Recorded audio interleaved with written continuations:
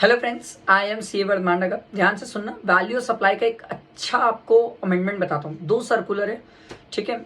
Chances तो ठीक है, अब बता नहीं सकते, बट चांसेस है कि 2 में से एक आ सकता है, एक नहीं आएगा।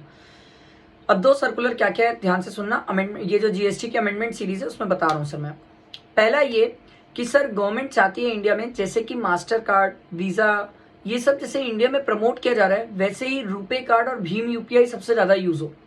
तो गवर्नमेंट ने एक इंसेंटिव स्कीम्स निकाली, जिससे गवर्नमेंट क्या चाहती है, भीम यूपीआई और जो रुपे कार्ड है इसका प्रमोशन हो। तो ये जो इंसेंटिव है, इस इंसेंटिव पे जीएसटी नहीं है। आपको एग्जाम पर्पस के लिए इतना ही याद रखना है। एकदम सिंपल कंसेप्ट है कि भीम यूपीआई और क्या बोलते हैं रुपे कार्ड, ये दोनों को प्रमोट करने के लिए जो इंसेंटिव स्कीम्स चलाई जा रही है उस पर जीएसटी नहीं, जो बैंक्स के बीच में चल रहा है सर। ठीक, ये एकदम सिंपल। एक और सर्कुलर है जो मुझे लगता है कि सुन लो, अब पता नहीं एग्जाम में आए ना आए, क्या पता।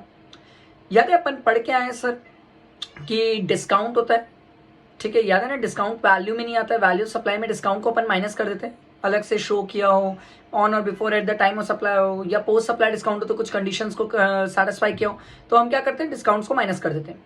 Simple, crystal clear. बट हमने एक बात और भी सीखी थी सर, जितना हमने डिस्काउंट माइनस किया है उससे रिलेटेड जो आईटीसी है वो हमें रिवर्स करना पड़ता है। अब दिक्कत कहां पर है, ध्यान से सुनना। मैंने डिस्काउंट तो माइनस कर दिया, अब उससे रिलेटेड रिस्पेक्टिव आईटीसी कौन से गुड्स की है ये पता करना बहुत मुश्किल होता है, रियल लाइफ में बहुत मुश्किल होता है।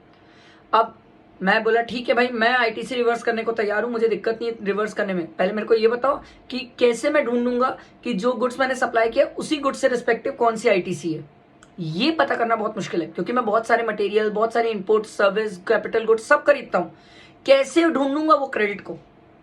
सरकार बोली वाह, ये तो हमें भी नहीं पता, हम ही ने ऐसा कोई मैकेनिज्म डेवलप नहीं किया। मैं बोला वाह, वही तो मैं आपको सिखा रहा हूं कि आप लोगों ने ये कोई मैकेनिज्म डेवलप ही नहीं किया है, तो मेरे को रिस्पेक्टिव मैचिंग क्रेडिट रिवर्स करना मुश्किल है। हाँ, ये बोल दो कि सर इतना आपने डिस्काउंट दिया, इतने की क्रेडिट रिवर्स कर दो, मैं वो कर दूंगा, टोटल क्रेडिट में से उतना रिवर्स कर दूंगा, बट मैचिंग करके नहीं कर पाऊंगा रिवर्स। सरकार बोली बात तो सही है, हम ही ने ऐसा कोई सिस्टम डेवलप नहीं किया जिससे मैच करके क्रेडिट रिवर्स कर पाओ।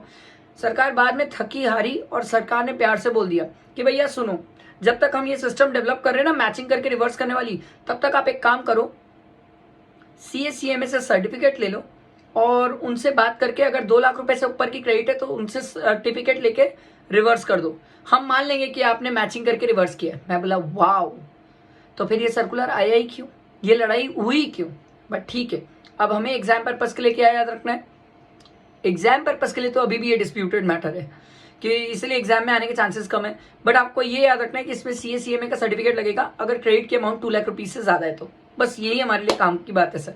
बाकी रिस्पेक्टिव मैचिंग करके क्रेडिट अभी भी रिवर्स नहीं हो सकती, ठीक है। ऐसा कोई सिस्टम डेवलप ही नहीं हुआ है अभी तक जीएसटी में, ठीक। तो ये हमारा वैल्यू ऑफ सप्लाई का अमेंडमेंट सीरीज में खत्म हुआ। अब इसके बाद सर आईटीसी है, और आईटीसी तो आप भी जानते हो सर, दुनिया में सबसे इंपॉर्टेंट आईटीसी है सर। फिर इसके अमेंडमेंट्स कवर करेंगे, ठीक है। चलो, थैंक यू।